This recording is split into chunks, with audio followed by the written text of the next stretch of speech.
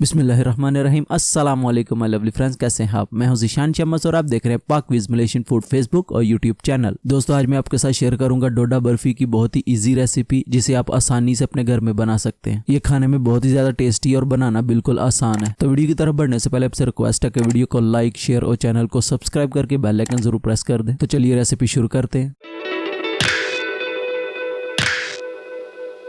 डोडा बर्फी बनाने के लिए सबसे पहले यहाँ पे मैंने लिया एक पैन। इसमें ऐड करेंगे 1/3 कप देसी घी। बिस्मिल्लाहिर्रहमानिर्रहीम। वेट के हिसाब से 60 ग्राम घी है, टोटल मैं 100 ग्राम यूज करूंगा। 60 ग्राम अभी बाकी बाद में ऐड करेंगे।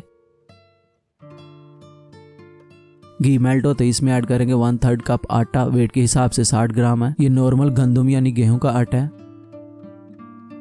अभी मीडियम टू लो फ्लेम पे आटे को अच्छे से भूनेंगे 4 से 5 मिनट तक। फ्लेम आपने मीडियम या हाई नहीं करनी, नहीं तो आटा एकदम जल जाएगा। तो आप आराम से लो फ्लेम पे इसे अच्छे से भून लें। आटा जब भुन जाएगा तो एकदम दानेदार और इसमें बहुत प्यारी खुशबू आना शुरू हो जाएगी। आटा इसलिए डाला जाता है ताकि बर्फी एकदम लचकदार बने।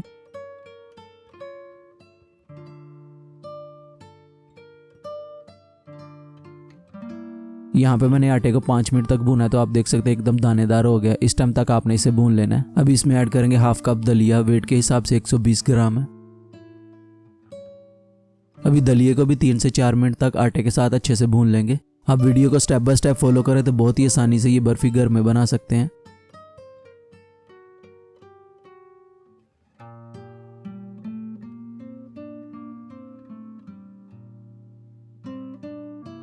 यहाँ पे मैंने दलिए को भी 4 मिनट तक भून लिया, तो माशाल्लाह बहुत प्यारी खुशबू आ रही है। इस टाइम तक आपने इसे भून लेना। अभी फ्लेम ऑफ करेंगे और इसे साइड पे कर देंगे। अभी यहाँ पे मैंने लिया कढ़ाई। इसमें ऐड करेंगे फुल क्रीम 1 लीटर दूध। बिस्मिल्लाहिर्रहमानिर्रहीम। दूध आपने भैंस का यूज करना है और फुल फैट होना चाहिए। अभी फ्लेम हाई कर देंगे और दूध में बॉयल आने तक वेट करते हैं।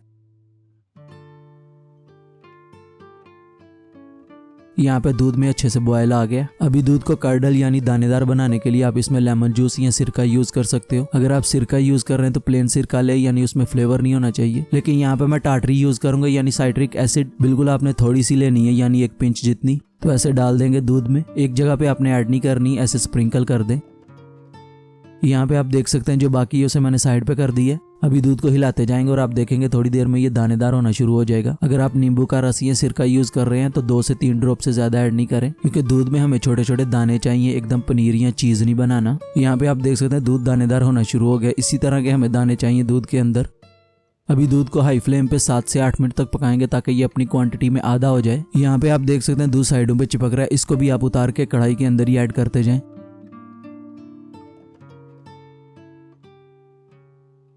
दूध को पकाते हुए मुझे 8 मिनट हो गए हैं, तो ये 1 लीटर से आधा लीटर रह गया। इस टाइम पे आके इसमें ऐड करेंगे 100 ग्राम शुगर।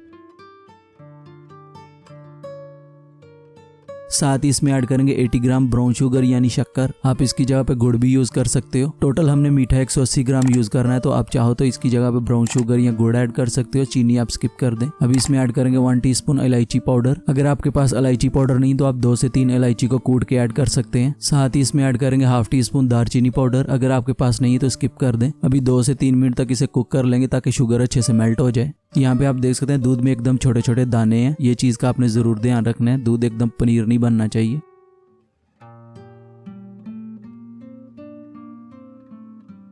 यहाँ पे मैंने 2 से 3 मिनट तक इसे कुक किया, तो शुगर अच्छे से मेल्ट हो गई है। अभी इसमें ऐड करेंगे दलिया और आटा जो हमने घी में भून के रखा था।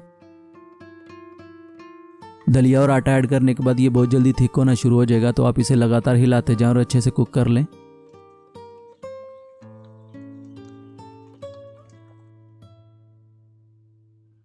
यहाँ पे मैंने इसे 2 से 3 मिनट तक कुक किया। अभी इसमें ऐड करेंगे 1 टीस्पून चॉकलेट पाउडर।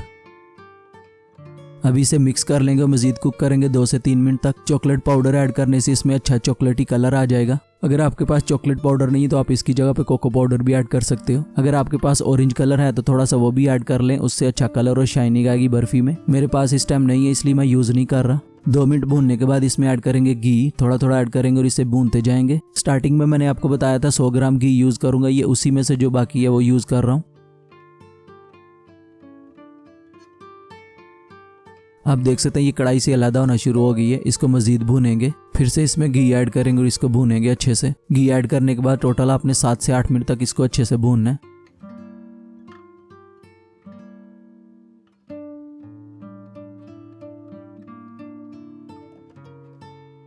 यहाँ पे मैंने घी के साथ इसे 8 मिनट तक भूना तो बर्फी जमाने के लिए एकदम रेडी हो गई है। आप देख सकते हैं कढ़ाई को इसने एकदम छोड़ दिया, चिपक नहीं रही और साइडों पे भी ऑयल छोड़ना शुरू कर दिया। इस टाइम तक आपने इसे भून लेना है। अभी फ्लेम ऑफ कर देंगे। अभी यहाँ पे मैंने लिया एक बेकिंग ट्रे, आप कोई भी ट्रे या प्लेट ले सकते हो। इसमें ऐड करेंगे 1 टेबलस्पून ऑयल। अभी इससे ट्रे को अच्छे से ग्रीस कर लेंगे। साइडों पे भी आपने इसे अच्छे से अप्लाई करना है ताकि बर्फी सेट होने के बाद इसे निकालने में आसानी हो। ऑयल अप्लाई करने के बाद बर्फी को जमाने के लिए ट्रे में ऐड कर देंगे। बिस्मिल्लाहिर्रहमानिर्रहीम। अभी इसे अच्छे से फ्लैट करके सेट कर लेंगे।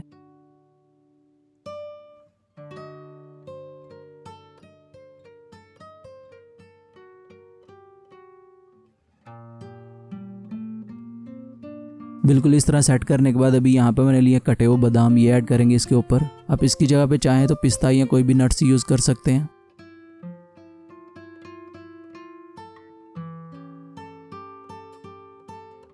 बिल्कुल इस तरह बादाम ऐड करने के बाद भी इसे ऊपर से प्रेस करेंगे ताकि बादाम अच्छे से चिपक जाएं।